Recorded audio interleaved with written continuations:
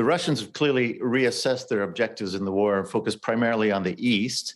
Their major problem is that they have to reconstitute enough what we refer to as combat power, the ability to fight effectively in the East, and then take on a very entrenched and very experienced Ukrainian force that has been preparing for them for a long time. So the next 3 weeks will be decisive. It will determine the outcome of the war. And if we, the West, can increase our sense of urgency in supplying the Ukrainians, perhaps up to the level of the Berlin airlift, the Ukrainians can really come out of this with a victory.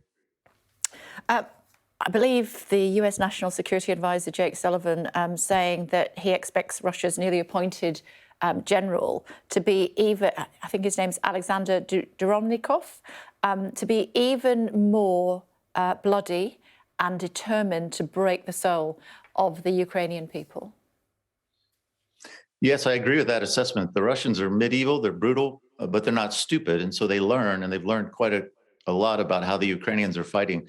So I believe the general will go back to classic Russian tactics. They'll do massive air and artillery assaults on the Ukrainian positions before they throw a lot of tanks and a lot of soldiers at them.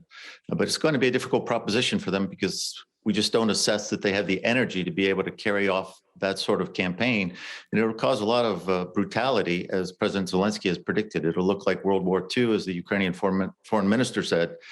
But at the end of the day, the Russians are going to suffer even more casualties in this approach. We continue to hear that President Putin wants to de-escalate the situation in Ukraine. Should we believe him? Well, frankly, I don't believe so, because the negotiations are now at a state where neither side really feels they have a strong position. And war is a continuation of policy by other means. And President Putin's policy obviously is the subjugation of Ukraine. And so anything that he says that tries to disguise that fact, I would not take as truth. So given that you were previously the Assistant Defence Secretary for Europe and NATO, what's your interpretation of what his plan is? What's his end game?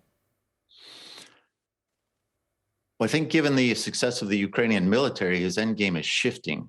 His personal end game has to be to stay in power. And I think we have to look at everything that he does through the lens of that, because he doesn't have a lot of other options once he leaves government in Russia.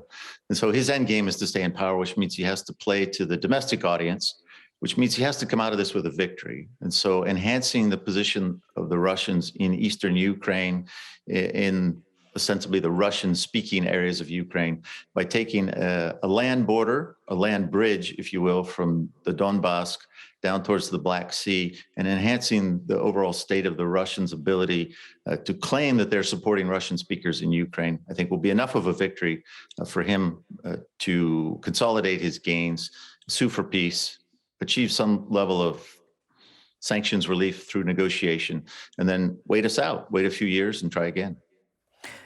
Is that too much of a defeat for Zelensky, though? Yes, Kay, I do believe it is. I can't see any negotiated settlement that results in the Ukrainians giving up even more territory as being acceptable to President Zelensky. And he has rightly said, whatever negotiations result, he has to put that to the Ukrainian people for their support. And I don't think they'll ever accept that. In the meantime, I was looking at pictures of our own Prime Minister, actually, who was in Kiev at the weekend. We know that your President Biden, is hoping to speak to the leader of India, President Modi. We also know that India is still an ally, shall we say, of Russia and taking cut price fuel from Russia. Do you think that President Biden speaking to Modi will make any difference at all to the relationship between India and Russia? Well, I think we're in this situation with India of incremental changes over time. The Indians are geographically situated between the Chinese, the Russians, and the West, and they're being very careful in how they're hedging. They clearly need the support of the West in their competition with China, and they balance their relationship with Russia to be able to maintain a level playing field, if you will, from their point of view. I think President Biden will have some influence. The United States and the Europeans have a great deal to offer the Indians.